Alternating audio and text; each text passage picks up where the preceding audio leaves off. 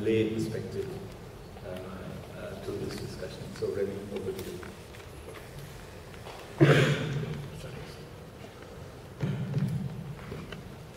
Actually, this is my 5th election, and every time I cover Malaysia politics, this discussion of race and religion makes me as a Singapore Muslim Malay guy very uncomfortable. But okay, anyway, I just want to talk about UMNO itself. I mean, from I started covering Malaysia politics, the first GE was in 1995. UMNO was so much loved that it nearly wiped out the election. Kit Siang lost in that election. And they were so depressed they thought they'd never win back. But by 1999, they came back. That was the Malay tsunami. Anwar was sacked. And to me that was more exciting than actually this one, because that time they had no real leader. Anwar was in jail. Kit Siang not sure, and Kit Siang and the Chinese were not sure whether they want to join this Malay after. The Malays were going crazy at the time. And then there was 1999, 2004, Badawi came, and this is how I'm going. How UMNO can, I think how UMNO should do what they should do to regain the trust of voters. The Chinese did vote against them.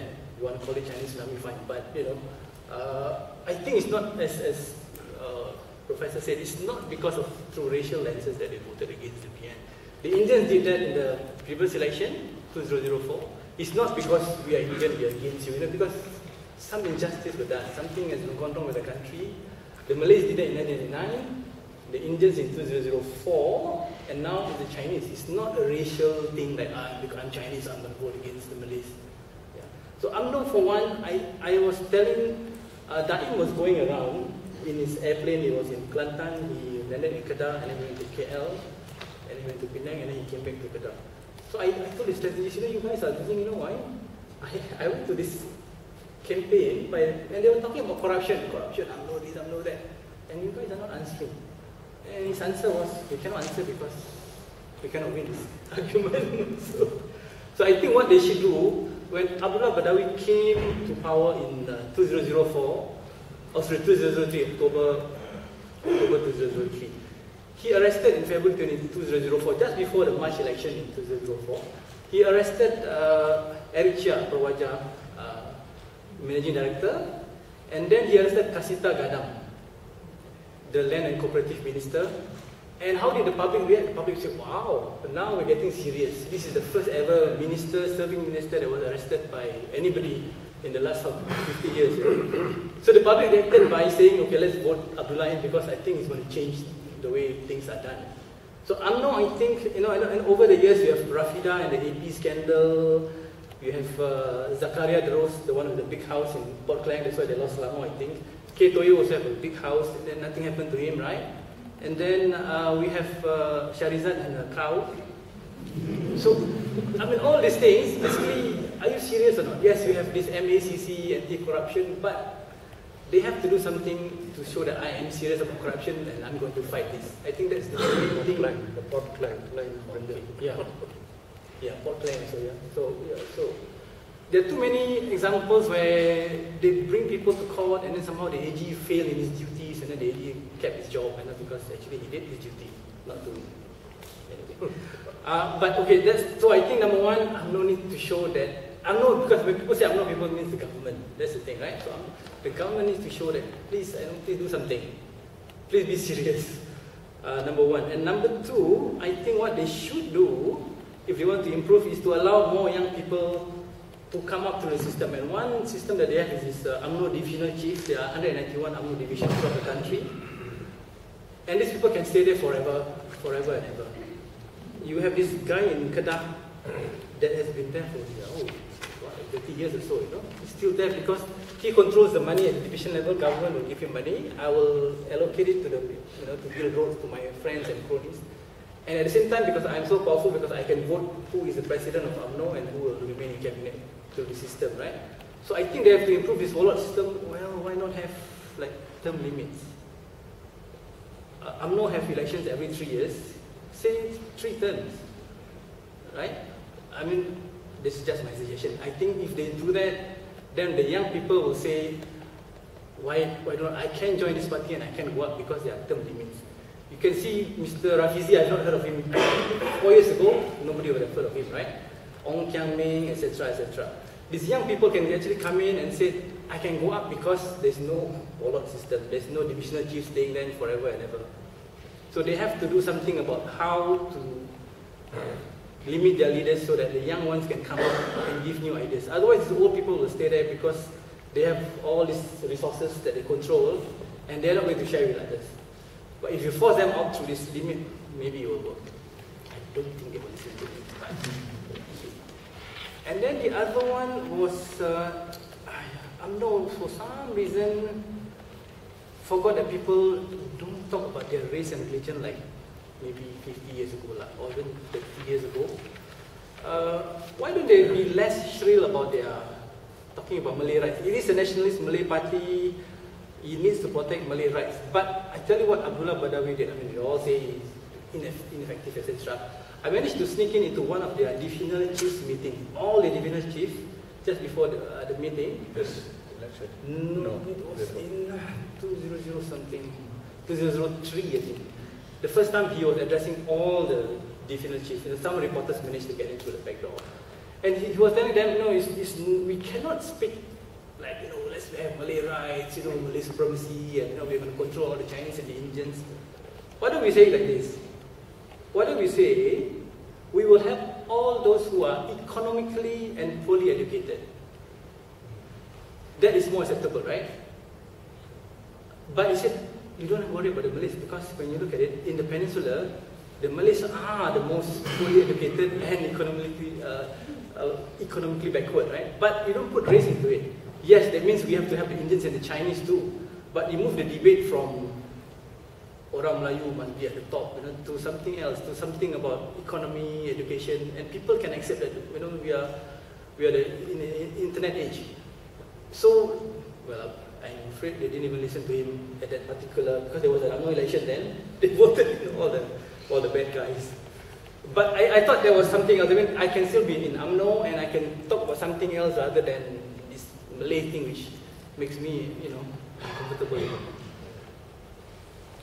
And the other one, my fourth point is, in getting young people, what happened in 1999 was, there was this, Malays wanted to vote out UMNO. They were so angry with Anwar Seking, unfair, and then you shame him through all these sex allegations, right?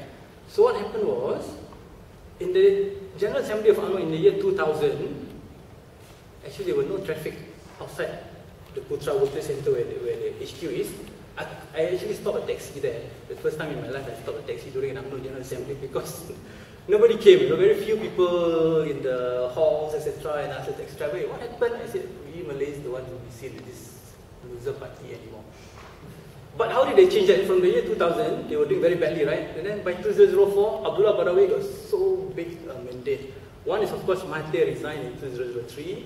The other one, this woman which nobody had ever heard of, Azalina Osman Said from Johor. He approached Mahathir and said, we are very unpopular. I tell you what I'll do. I'll start this new wing and we'll bring in all these young women into the party. We shall call it Putri UMNO, Young Women's Wing. It became so popular, the thing just, I don't know what happened, but caught the imagination of from the towns to the villages. They had about 200,000 members within 3 years.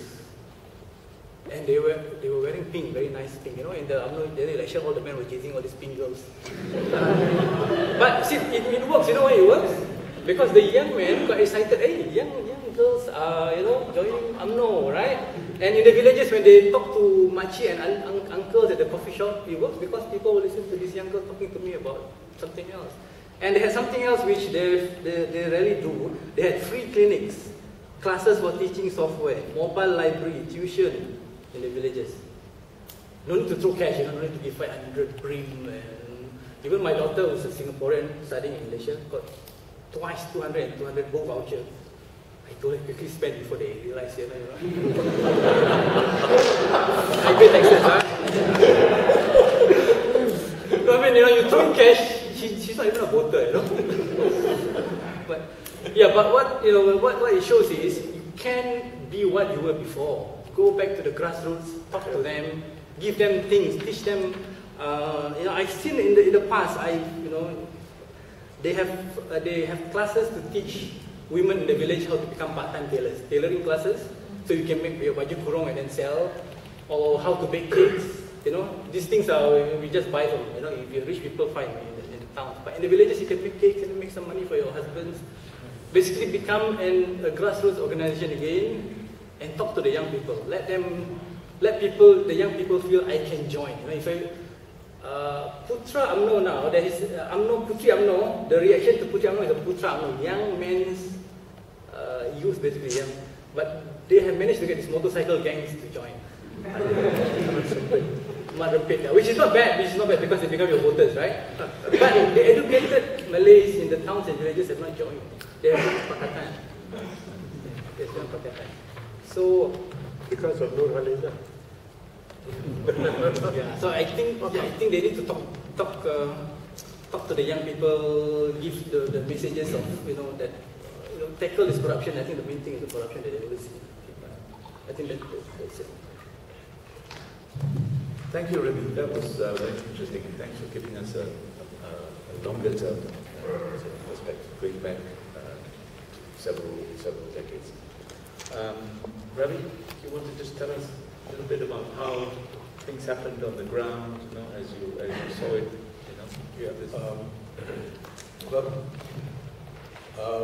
We've been preparing for this for more than a year, actually. I got here in end of March. Middle of April, we heard that he might be going in for a snap poll. And, most of our Malaysian reporters through last year, if you remember, had snap poll coming at us from every corner. He was making one move after another. There were various SOPs being announced after he did that in civil service. Then came the Felder listing, that okay, he's going to move now, didn't move. Then the year passed.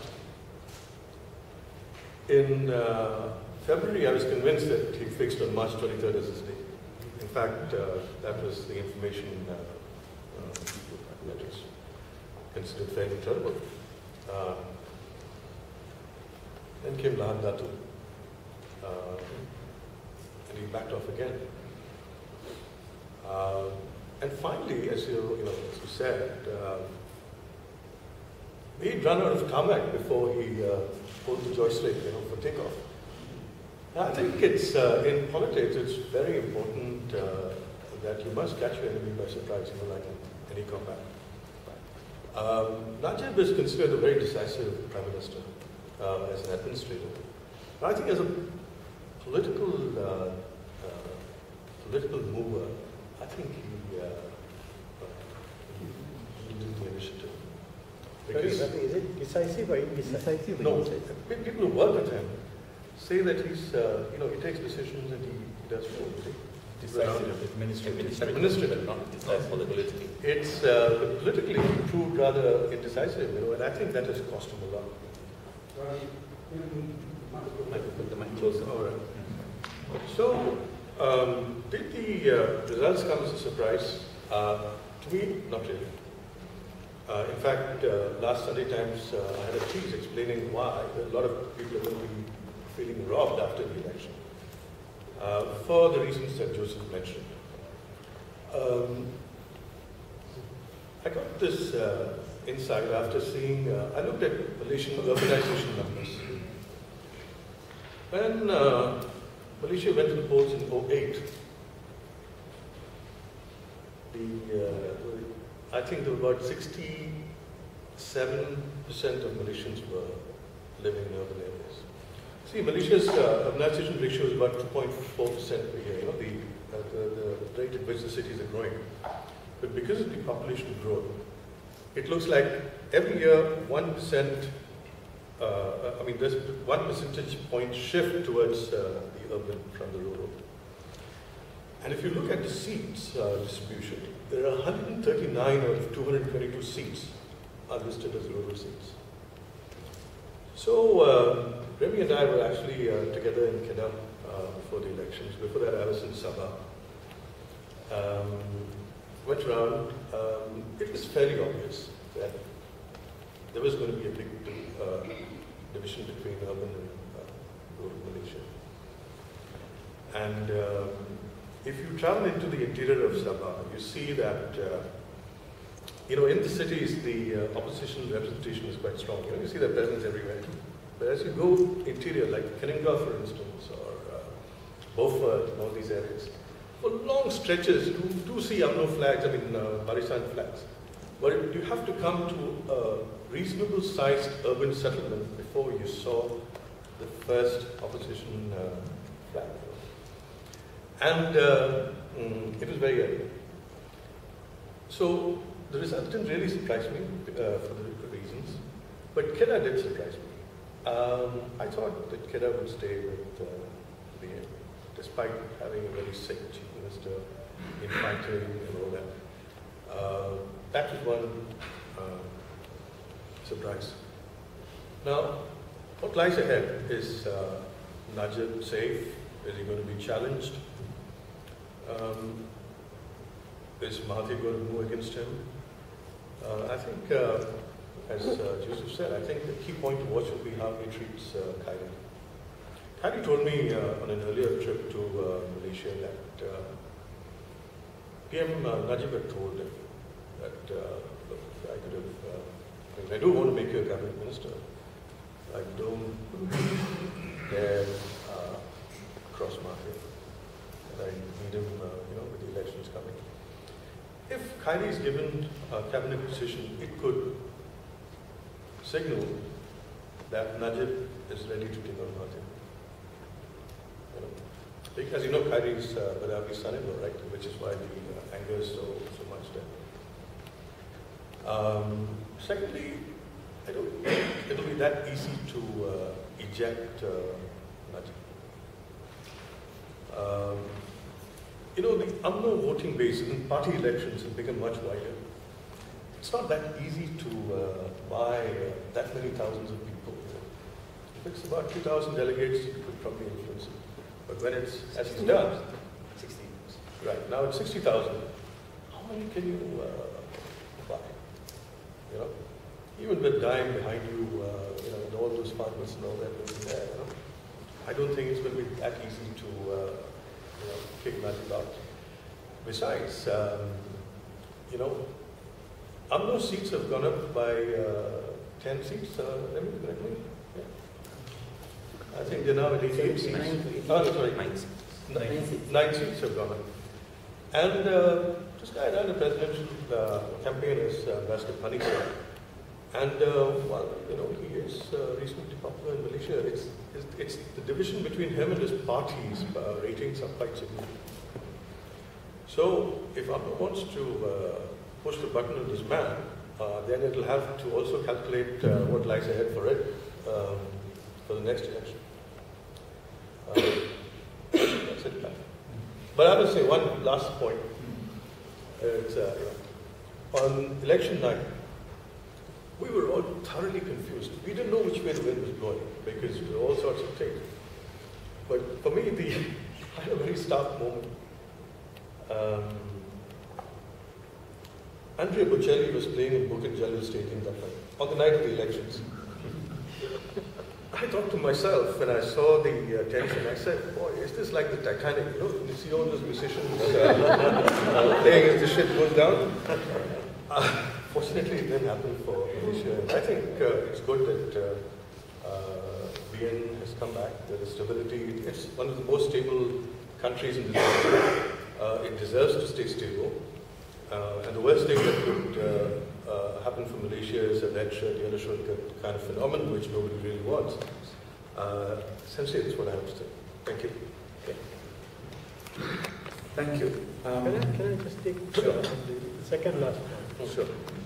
About Najib being pushed out. But the point is, what other option is there? Muhyiddin? People remember what Muhyiddin said. I'm a Malay first and a Malaysian second. So, you come with that kind of, and here you want to say one Malaysia, So it'll be quite confusing as to who would be able to replace him. I have a follow-up question on this point, which is, what I couldn't understand was, why did Najib campaign, as you say, as if it was a presidential election? I couldn't understand that. There was nobody to his left, nobody to his right. Muhyiddin can't be found, you know, and you know, I just didn't see an UMNO, you know, kind of team, you know, sort of spreading out, and you know, it was Najib. Can somebody explain this to me? Let me show you.